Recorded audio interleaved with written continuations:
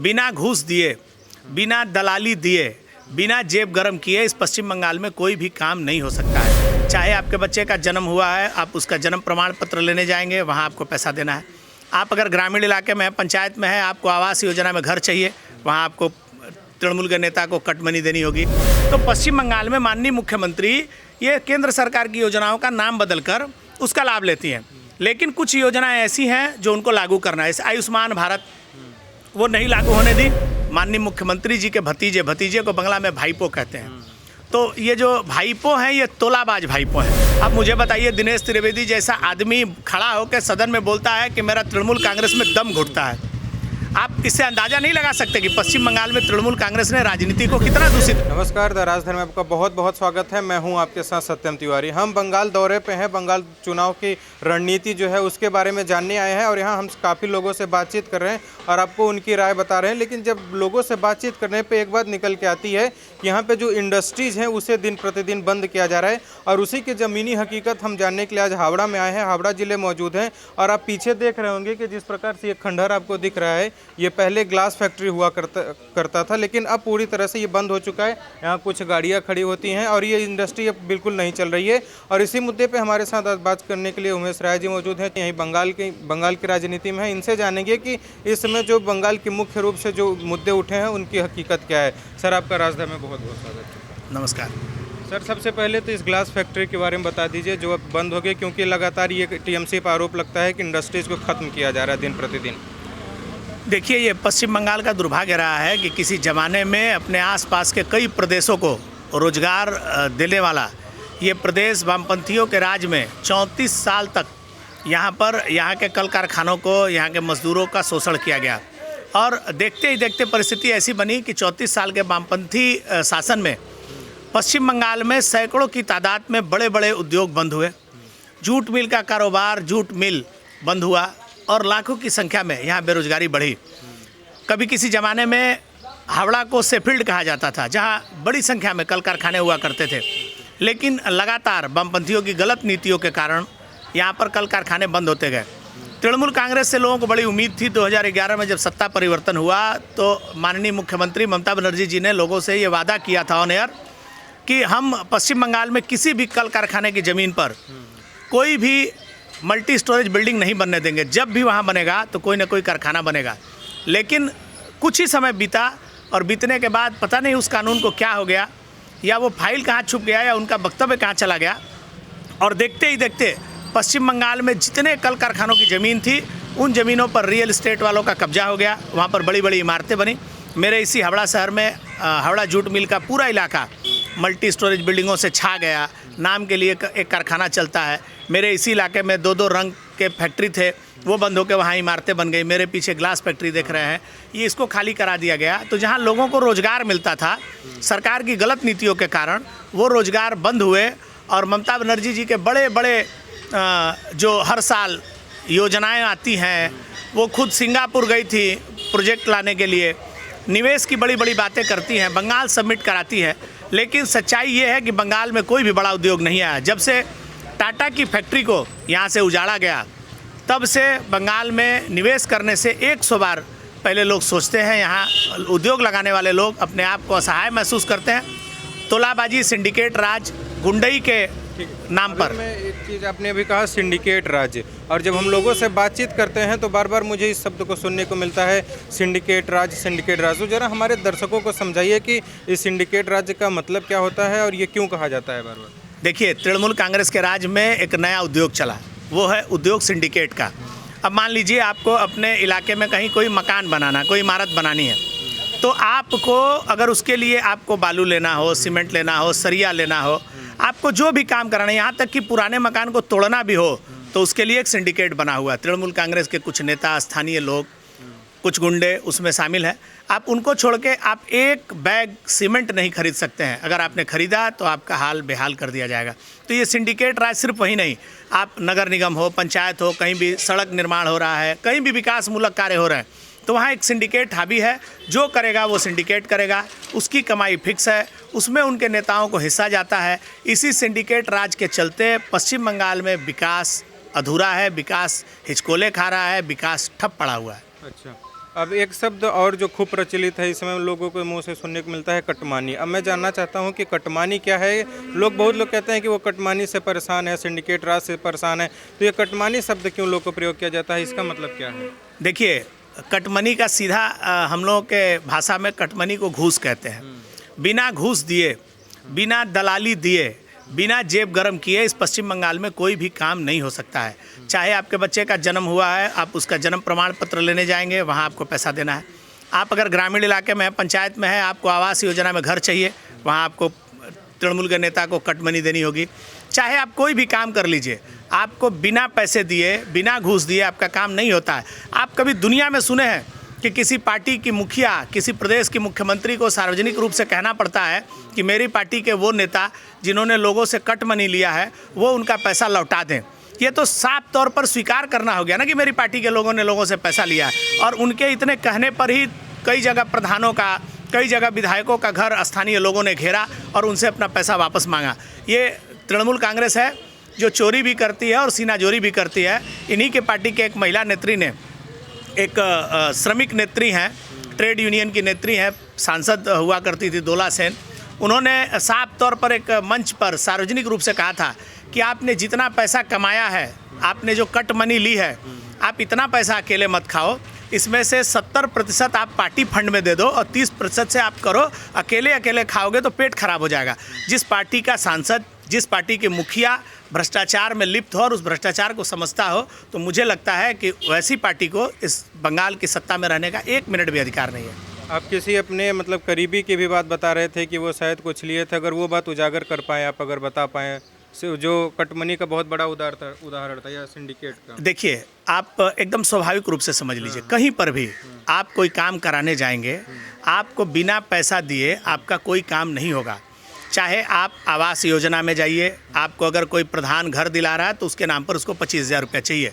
शौचालय अगर आपके नाम से अलॉट होता है तो उसको 5,000 रुपये उसमें चाहिए। जब तक आप ये पैसा देंगे नहीं तब तक आपका काम होगा नहीं। ये मेरे परिचित नहीं, आप बंगाल के गांव-गांव में घूम लीजिए, शहरों में जाइए, जहाँ भी जाएंगे आपको ये बात स्पष्ट है कि बिना कमीशन दिए, बिना लोगों की जेब गर्म किए इस बंगाल में कोई आपका काम होने वाला नहीं है। अच्छा, ये जो एक बात एक सबसे बड़ी उठती है कि यहाँ पे जो लोग हैं उनको सेंट्रल के जो मतलब योजनाएं हैं उसका लाभ नहीं मिल पाता। जैसे अमित शाह लगातार आयुष्मान भारत और किसान सम्मान निधि की भी बात करते हैं, लेकिन कुछ लोगों से जब हम बातचीत कर रहे थे यहाँ के लोगों से, वो कह रहे हैं कि नई योजनाएँ तो मिलती हैं लेकिन हमें ममता बनर्जी देती हैं। अमित शाह कह रहे हैं हम दे रहे हैं, ममता बनर्जी कह रही हैं हम दे रहे हैं, तो फिर आखिर दे कौन रहा है? और जनता को कई सारी चीज़ें मिल भी नहीं रही हैं और दोनों सरकारें दे भी रही हैं। देखिए, एक चीज़ आप समझ लीजिए, केंद्र सरकार की सबसे बड़ी 2 योजनाएं जिसका लाभ लाखों की तादाद में, करोड़ों की तादाद में लोगों को मिलना था। आयुष्मान भारत में, जिसमें भारत के यशस्वी प्रधानमंत्री जी ने देश के 50 करोड़ लोगों को आयुष्मान भारत के तहत 5 लाख रुपए का स्वास्थ्य बीमा देने की बात की। पूरे देश में वो लागू हुआ। जब बात पश्चिम बंगाल की आई तो पश्चिम बंगाल में चूँकि वो आयुष्मान भारत के कार्ड पर मोदी जी की तस्वीर थी, माननीय मुख्यमंत्री जी ने उसे बंगाल में लागू होने से रोका। बंगाल के लाखों लाख परिवार को जिस योजना का लाभ मिलना था उसको मुख्यमंत्री जी सिर्फ अपने निजी स्वार्थ के लिए, अपने राजनीतिक हित के लिए लोगों को उस योजना से वंचित रखा।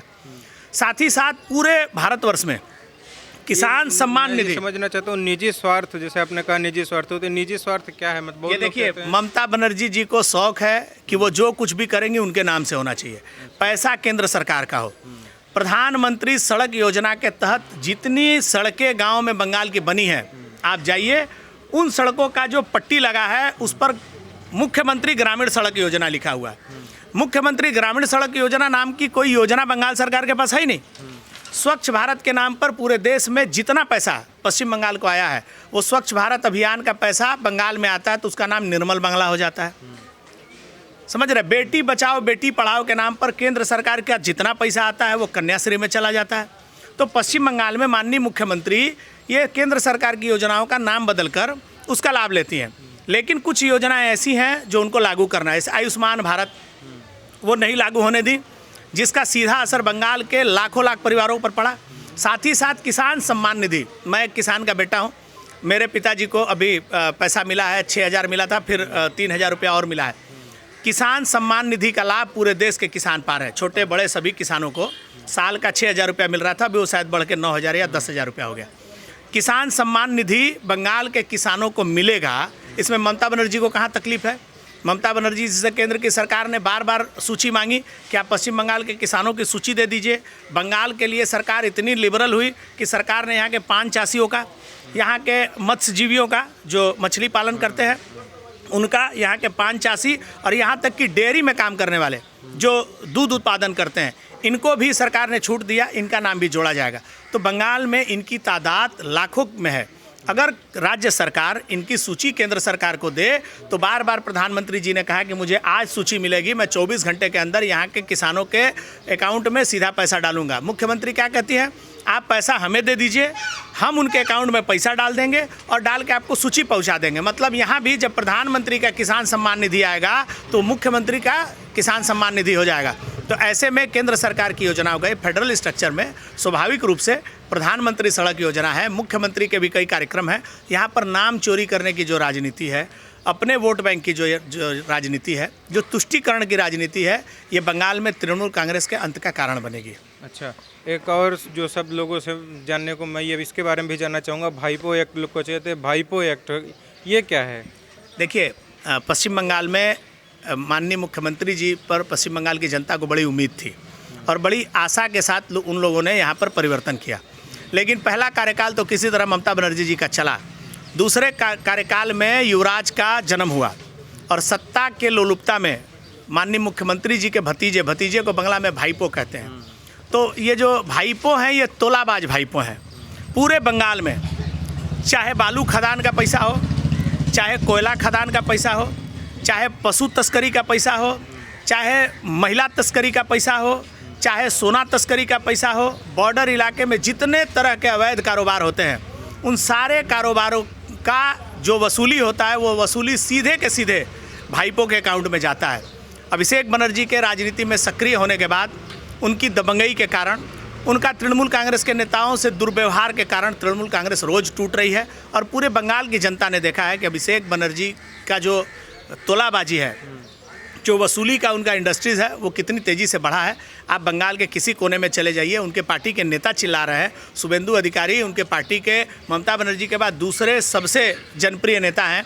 उन्होंने तो तोलाबाज भाईपो का नाम दिया है कि वो बिना पैसा का बात ही नहीं सुनते हैं। इनके पार्टी के नेता तोलाबाज भाईपो का जो नाम दे रहे हैं उन्हें भी तो बीजेपी अपने पार्टी में शामिल कर रही है, तो उनको उनके लिए जो कुछ लोग होते हैं बोलने से क्यों बचते हैं? कई बार तो उनसे भी सीबीआई की पूछताछ हुई है, केस तो उनके ऊपर भी है, लेकिन उन्हें अगर बीजेपी अपने पार्टी में लाएगी तो उनसे क्यों नहीं प्रश्न पूछा जाएगा? ममता बनर्जी भी ये आरोप लगाती हैं कि वॉशिंग मशीन है। एकदम उनका आरोप अपनी जगह पर जायज़ है, लेकिन आप मुझे ये बताइए कि जिस ममता बनर्जी जी ने कांग्रेस को तरबूज कहा था, कांग्रेस को सीपीएम का बी टीम कहा था और कांग्रेस के खिलाफ, कांग्रेस के भ्रष्टाचार के खिलाफ, सीपीएम से मिली भगत के खिलाफ उन्होंने तृणमूल का गठन किया और उसी कांग्रेस के सभी नेताओं को अपने दल में ले लिया।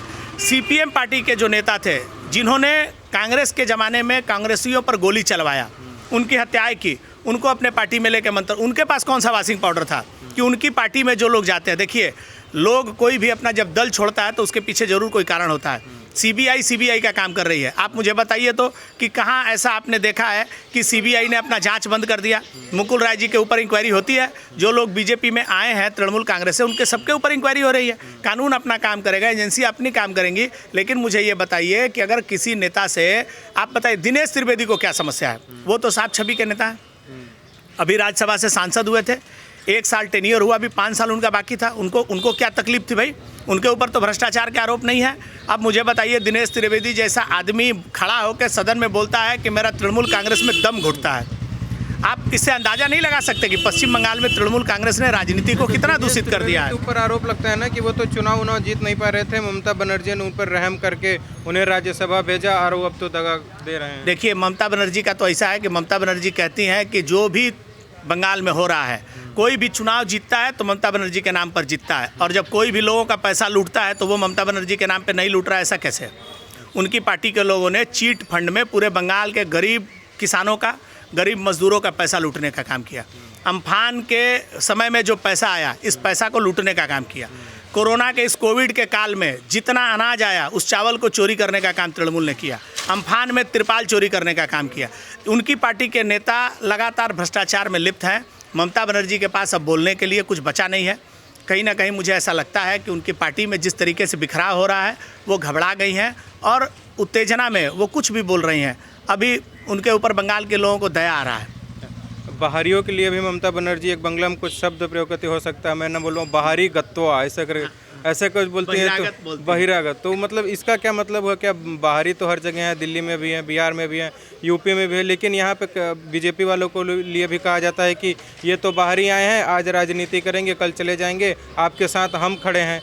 तो या बंगाल के लोगों को भरोसा जताना चाहती हैं कि बंगाली हम हैं, तुम्हारे साथ हम खड़े हैं, ये लोग आएंगे राजनीति करके चले जाएंगे। देखिए, ममता बनर्जी की जो राजनीति है वो एक क्षेत्रीय राजनीतिक दल से उनकी शुरुआत हुई है और उनका जो मापदंड है वो भी क्षेत्रीय है। ममता बनर्जी कभी केंद्रीय राजनीति में उनका कभी कोई अस्तित्व नहीं रहा है। वो अपने आप को हमेशा चाहती हैं कि वो केंद्रीय नेता बन जाएं, प्रधानमंत्री के पद की दावेदार बन जाएं, लेकिन सच्चाई ये है, देखिए, भारतीय जनता पार्टी एक राष्ट्रीय राजनीतिक दल है और मैं आपको ये बताते हुए गर्व महसूस करता हूँ कि दुनिया का सबसे बड़ा लोकतांत्रिक राजनीतिक दल है, जिस दल के सदस्यों की संख्या 12 करोड़ से अधिक है। माने देश की जनसंख्या का 10% बीजेपी के सदस्यों की संख्या है। मेरी पार्टी पूरे देश के विभिन्न प्रदेशों में सरकार में है। हम जब राजनीति में हैं, हमारे पार्टी का प्रचार करने के लिए स्वाभाविक रूप से मेरे पार्टी का राष्ट्रीय अध्यक्ष अगर जेपी नड्डा है तो हम कहाँ से बंगाली को राष्ट्रीय अध्यक्ष बना दे भैया? मेरे पार्टी के कार्यक्रम में तो जेपी नड्डा आएंगे। मेरे पार्टी के नेता जो हैं वो विभिन्न प्रदेशों के नेता हैं, स्वाभाविक रूप से भारतीय जनता पार्टी का प्रचार करने के लिए वो आएंगे। ममता बनर्जी को तकलीफ ये है कि उनके पार्टी में वन मैन शो है। अब ममता बनर्जी को अकेले प्रचार करना, और यहाँ पर दुनिया भर के मुख्यमंत्री आ जा रहे हैं, केंद्रीय नेता आ रहे हैं, उनके पेट में दर्द हो रहा है। बहिरागत का जो बात है, ममता बनर्जी जी के घर में जो उनका जो युवराज है ना, उनकी पुत्र बहू भी कहीं से आई हैं और ये जो शब्द वो बोल रही हैं, ये शब्द शोभा नहीं देता है। भारत में एक फेडरल स्ट्रक्चर है, लोकतंत्र है, पूरा देश सबका है, कश्मीर से कन्याकुमारी तक भारत एक है। आप विभिन्न जगहों पर देखिए ना, पश्चिम बंगाल के लोग, बंगाली लोग देश के विभिन्न कोना में राजनीति करते हैं, पदों पर रहे हैं, और ये ऐसी बातें करके पश्चिम बंगाल में वो एक ओछी राजनीति कर रही हैं, राजनीति का स्तर गिरा रही हैं। बंगाली और बंगाली का जो वो कार्ड खेलने का काम कर रही है। बंगाल की जनता समझ रही है कि वो आखिरी समय में जब दिया बुझने को होता है तो फड़फड़ाता है, उसी में वो तुष्टीकरण का भी काम कर रही हैं और वो बंगाली और बंगाली की बात भी कर रही हैं। ये तुष्टीकरण का शब्द आप प्रयोग किया, इसका मैं अर्थ जानना चाहूँगा कि ये तुष्टीकरण आपने क्यों? देखिए, पूरे भारतवर्ष में अगर कहीं सबसे ज़्यादा पिछले कुछ वर्षों में मुस्लिम तुष्टीकरण का काम हुआ। तुष्टीकरण मतलब हो गया अपीसमेंट। आप किसी एक संप्रदाय विशेष को डायरेक्ट लाभ पहुंचा के उसको अपना वोट बैंक बनाना चाहते हैं। कैसे कैसे लाभ पहुंचाएंगे? थोड़ा खुल के बताइए ना इन चीज़ों को कि कैसे कैसे एक पर्टिकुलर, नहीं ऐसे हवा हवा अगर बातें होती है तो अच्छा, दर्शक मैं आपको बताता हूँ। बिल्कुल। पश्चिम बंगाल में सभी संप्रदाय के लोग रहते हैं। पश्चिम बंगाल में यहाँ पर मौलानाओं को भत्ता देने का काम किया गया, मुअज्जिमों को भत्ता देने का काम किया गया। एक भी पुरोहित को भत्ता देने की बात नहीं आई। कभी उन्होंने नहीं सोचा कि हम धार्मिक आधार पर, इस हमारे संविधान में है कि आप धार्मिक आधार पर कोई भी काम नहीं कर सकते हैं। तो हमको ये बताइए, फिर मुअज्जिमों को, मौलानाओं को भत्ता आपने क्यों दिया? आप हज हाउस बनाते हैं, आप दूसरे संप्रदाय के लिए काम नहीं करते हैं, आप मदरसों में पैसा देते हैं, आप संस्कृत विद्यालय की कभी बात नहीं करते हैं। पैसा तो वो दुर्गा पूजा के लिए भी देती हैं, पैसा तो तब दी ना, एकदम नहीं, गलत बात है। ममता बनर्जी के कार्यकाल में इसी हावड़ा के तेहट हाई स्कूल में 60 साल से चल रहे सरस्वती पूजा को बंद करने का आदेश राज्य की सरकार ने दिया था, किसी एक मौलाना के दबाव में आकर। जब वहाँ के बच्चे पूजा 2 साल पहले इसी तेहट में, हावड़ा के उलबेड़िया में तेहट हाई स्कूल है, कौन थे जिनके वो वीडियो है उनका, कहिए, मैं आपको यूट्यूब पर वीडियो है, दिखा दूंगा। उनके दबाव में आकर उन्होंने वहाँ पे सरस्वती पूजा बंद करने का आदेश कर दिया। जब बच्चे बोले कि 60 साल से हम पूजा करते आ रहे हैं, और जब वो मूर्ति लेकर स्कूल में जाने लगे तो ममता बनर्जी की पुलिस ने उन बच्चों पर, निहत्थे बच्चों पर लाठी चार्ज कराया। और कहाँ की घटना है? हावड़ा के उलबेड़िया में तेहट हाई स्कूल, 2 साल पहले की घटना है। सरस्वती दास नाम की एक बच्ची हाथ में सरस्वती जी की प्रतिमा लेकर जा रही थी, पुलिस ने लाठी चार्ज किया और उस लड़की का सर फटा, पूरे नेशनल मीडिया में दिखाया गया। तो ये वही ममता बनर्जी है जिन्होंने सरस्वती पूजा पर रोक लगाई। दुर्गा पूजा के समय में विसर्जन, आपको पता है, आप हिंदू धर्म के हिसाब से बताइए, सत्यनारायण भगवान का कथा कब होगा, आपके घर में नवरात्रि का पाठ कब शुरू होगा, कब खत्म होगा, मुख्यमंत्री तय करेगा। जब दुर्गा पूजा होगा, विसर्जन दशहरा के दिन होता है, ये पूरा बंगाल नहीं पूरा देश जानता है।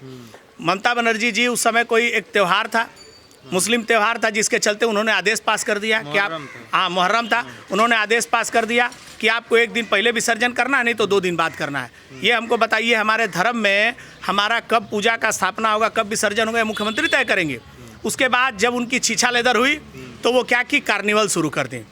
सारे पूजा पंडाल वाले लोगों को पैसा दी, कार्निवल करा दी, उनको दे दी।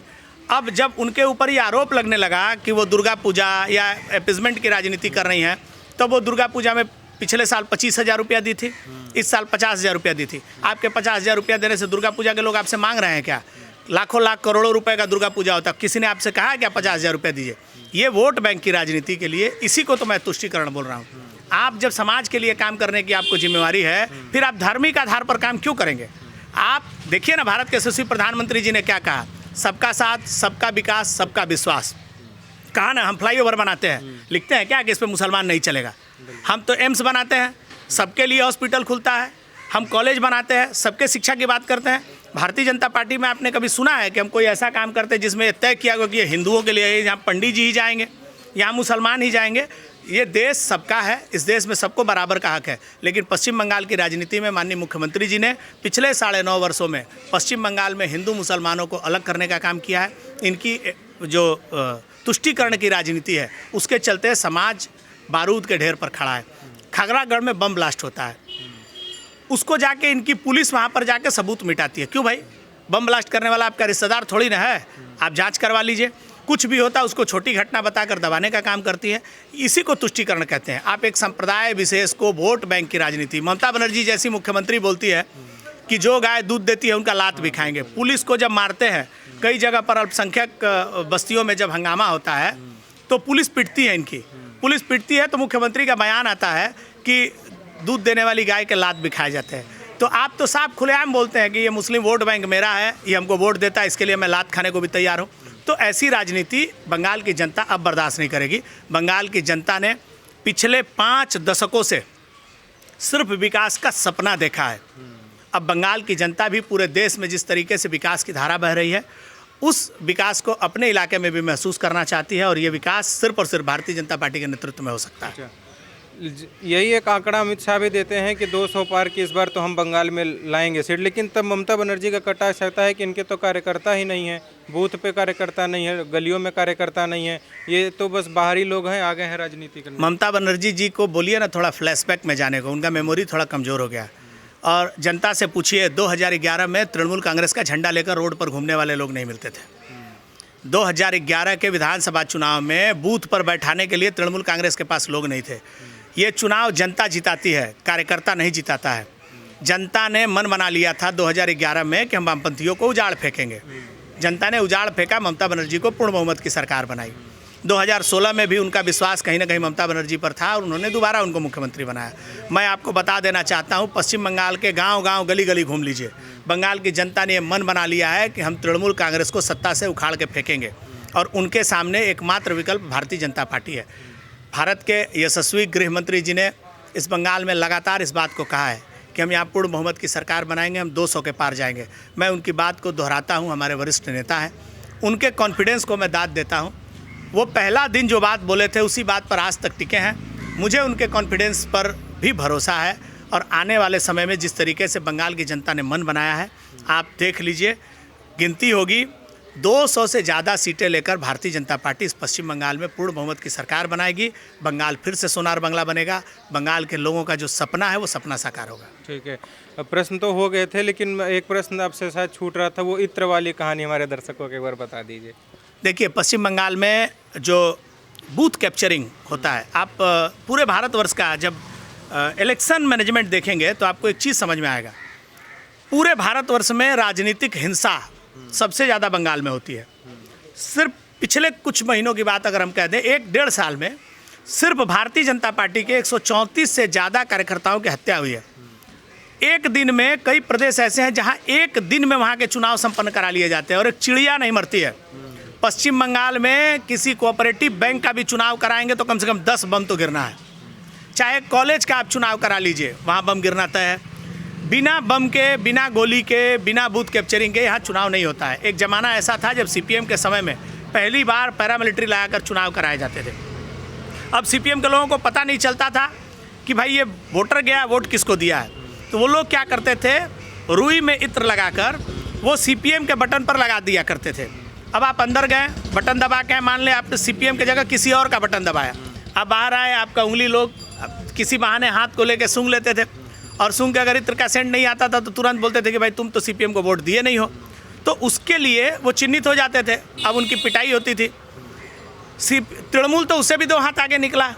ये लोग तो सामने खड़ा होकर बोलते हैं भैया आप ऐसा करो, नंबर लिखवाओ, स्लिप कटाओ, उंगली में स्याही लगाओ, यहाँ तक आपका काम, बटन दबाने का काम तो तृणमूल के नेता का है। ऐसे आप सैकड़ों वीडियो यूट्यूब पर आपको मिल जाएंगे, कई समाचार चैनलों में आपको मिल जाएंगे कि लाइन लगाया कोई और, पर्ची कटाया कोई और बटन दबा रहा है कोई और।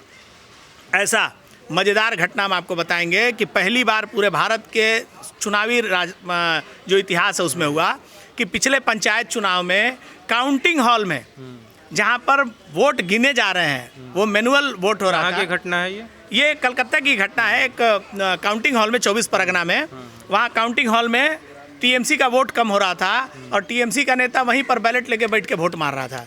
वीडियो है, सार्वजनिक रूप से है। उसके बाद जब जीत हार हो जाती है तो चुनाव आयोग भी बोलता है कि छिटपुट घटनाओं के साथ चुनाव शांतिपूर्ण संपन्न हुआ। जो जीत गया वो जीत गया, चाहे जैसे जीते, बूथ लूट के जीते, बम मार के जीते, हत्या करके जीते। तो ये पश्चिम बंगाल की जो जनता है वो इन सारे जो अनुभव, कटु अनुभव है, उन सारे अनुभवों को देख चुकी है। बंगाल में फिर से लोकतंत्र लौटे, इसके लिए मुझे आज बड़ी खुशी हुई है कि पैरामिलिट्री की कंपनियां अभी से ही बंगाल में आनी शुरू हो गई हैं। 2 महीने के बाद चुनाव है।